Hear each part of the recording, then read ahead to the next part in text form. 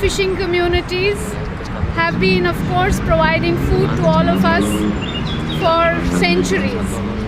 And it is really the small-scale fishing communities who continue to do that. They continue to provide more than half the fish we eat today. But across the world today, what you see is that communities, fishing communities, particularly the small-scale fishing communities, are losing their access to both the fishing grounds and to the land which they live on. On the sea today we hear that fish is disappearing, and it is because really of the large industrial fleets that are expanding. And I think the kind of model we are pursuing with our governments is really to support the industrial fisheries, and that is why we today have this threat of fish disappearing. We are very clear here that we need to secure the access of small-scale communities to their resources using small-scale sustainable fishing gear.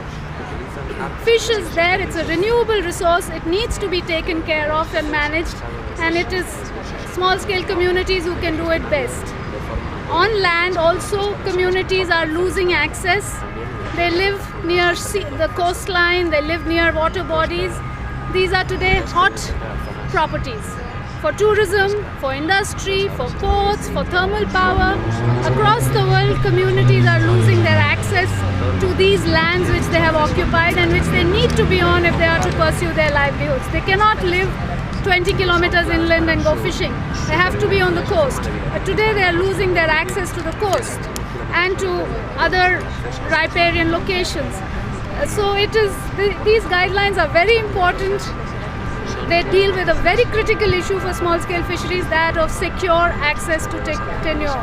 So we are very hopeful that once they are finalized, they can become a tool which communities use along with farmers, pastoralists and others to secure access, because finally it's about the model of food production we want. And I think it is the small scale, whether farmers or pastoralists or fishers, who can produce food sustainably and into the future. So thank you.